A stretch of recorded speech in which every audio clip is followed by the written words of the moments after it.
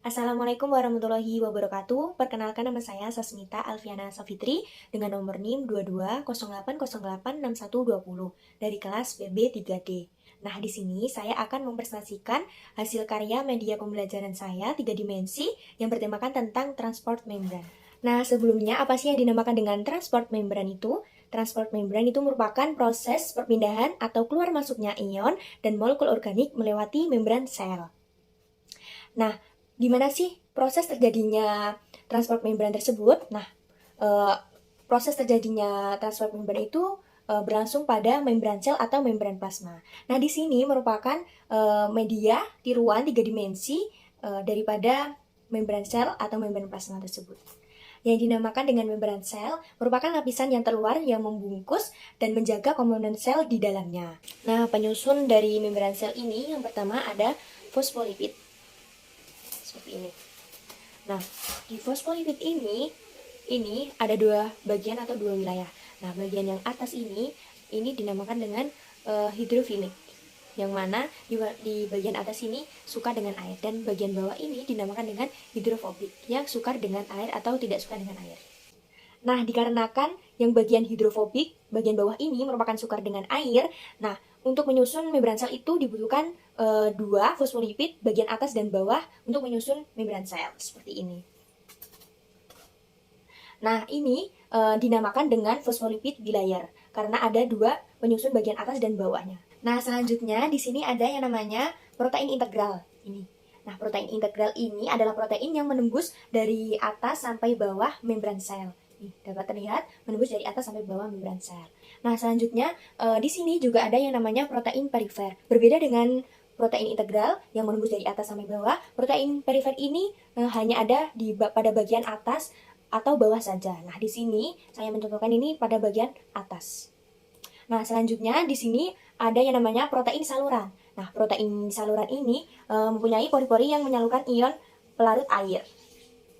Nah, selanjutnya di sini ada namanya glikoprotein atau glikogen yang menempel pada protein. Nah, ini itu berperan sebagai reseptor hormon dan neurotransmitter.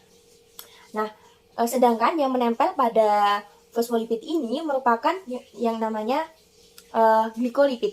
Ini menempel pada fosfolipid dan dapat membantu menstabilkan membran sel. Nah, itulah struktur penyusun dari membran sel. Nah, selanjutnya bagaimana sih mekanisme transport membran tersebut? Nah, berdasarkan prosesnya, transport membran itu dibagi menjadi dua, yaitu ada transport pasif dan juga transport aktif.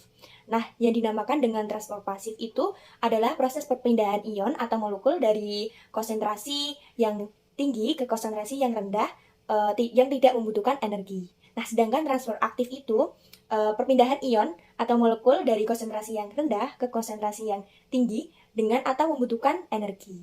Nah, transfer pasif sendiri itu dibagi menjadi 3 macam.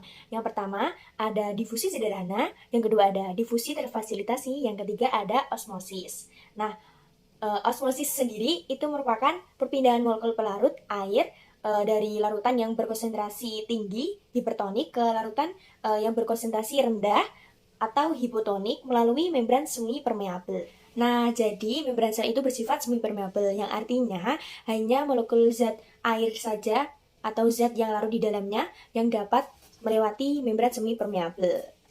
Nah, ini gambaran ketika ada glukosa. Ketika ada glukosa yang akan lewat ke dalamnya, itu tidak akan bisa lewat karena memiliki sifat semi permeabel yang hanya bisa dilewati oleh zat air dan zat yang larut di dalamnya. Nah, di sini sudah ada contoh peristiwa osmosis, yaitu perendaman kentang, yang mana kentang-kentang ini sudah saya rendam pada larutan yang berbeda-beda selama 1 jam lebih. Nah, ketiga kentang ini itu sudah mengalami proses osmosis. Nah, yang pada kentang direndam pada air biasa yang lebih bengkak dan lebih besar ini, terlihat lebih besar ini, itu mengalami yang namanya endosmosis, yang masuknya air ke dalam sel karena konsentrasi larutan di dalam sel itu lebih tinggi. Nah, jadi air masuk ke dalam di dalam kentang ini dan menyebabkan si kentang ini menjadi lebih besar dan juga lebih bengkak, dan atau dinamakan biasanya turgid. Nah, yang kedua, pada larutan air garam ini terlihat lebih elastis dan juga lebih mengkerut. itu karena mengalami yang namanya eksosmosis. Yang eksosmosis adalah keluarnya air dari dalam sel karena konsentrasi larutan di dalam sel itu lebih tinggi. Jadi larutan si air garam ini itu kan lebih tinggi. Jadi air pada kentang ini akan keluar dan akan keluar dari si kentang ini dan mengalami yang namanya plasmolisis.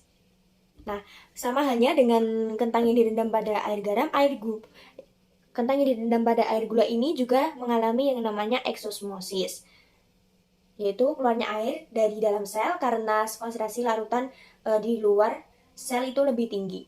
Jadi, air pada dalam kentang ini akan keluar dan biasa dinamakan dengan plasmolisis.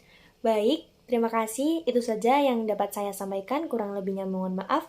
Wassalamualaikum warahmatullahi wabarakatuh.